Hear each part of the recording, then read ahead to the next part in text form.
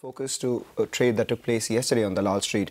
It was a mixed day of trade. A global risk-off dragged both the Sensex as well as the Nifty lower for the second straight day. The Sensex ended below that 35,200, while the Nifty just about held on to the 10,600 mark. The banking index and the mid-caps outperformed significantly as both those indices closed about 0.5% higher. What are the cues that are set up today?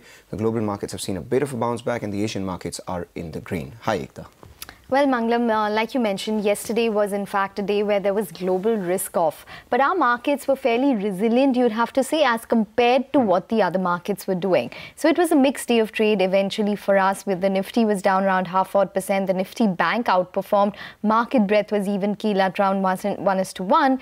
But the FIIs have been patchy in the month of November. There were a couple of buy figures which came through. But for yesterday, there was a net sell figure of around 1652 crores in the cash market, whereas the DIIs bought around 606 odd crores. In terms of cues today, not much. It seems as though the entire global space is in a little bit of a sluggish tone. Remember that the volumes in the US were quite sluggish yesterday ahead of the Thanksgiving holiday today as well.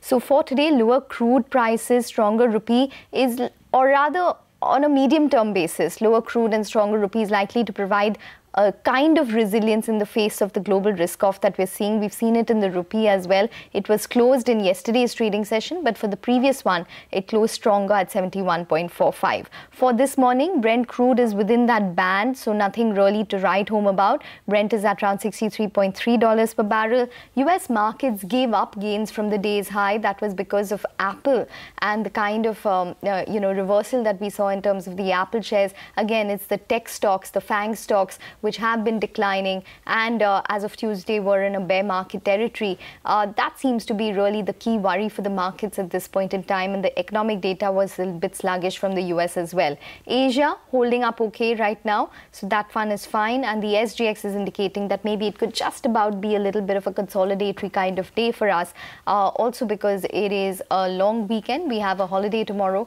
so maybe there could be a little bit lower in terms of volumes, and remember, US is not trading.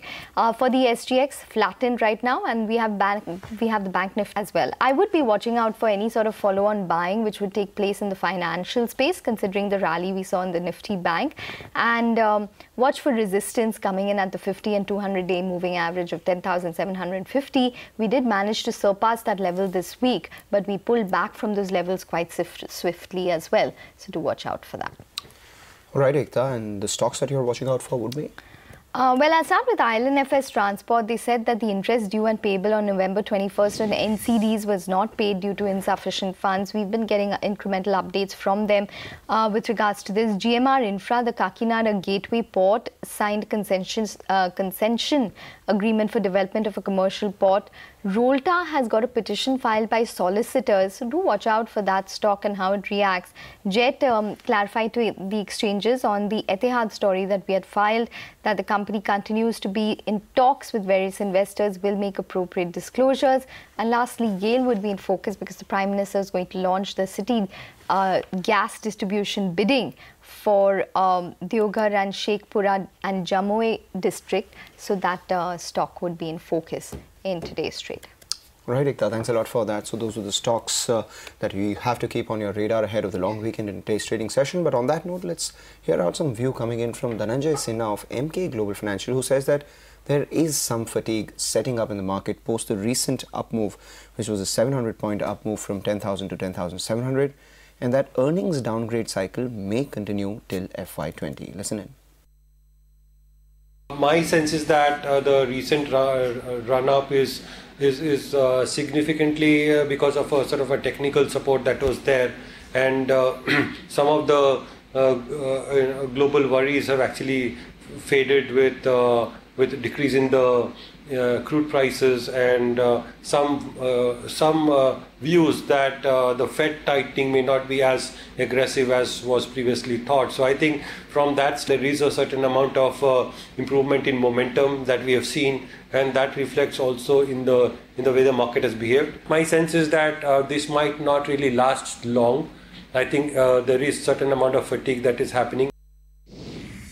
Our view has been that steady state earnings growth from a realistic standpoint is not going to be more than 8 to 10%. I think the downgrade cycle has continued even this year.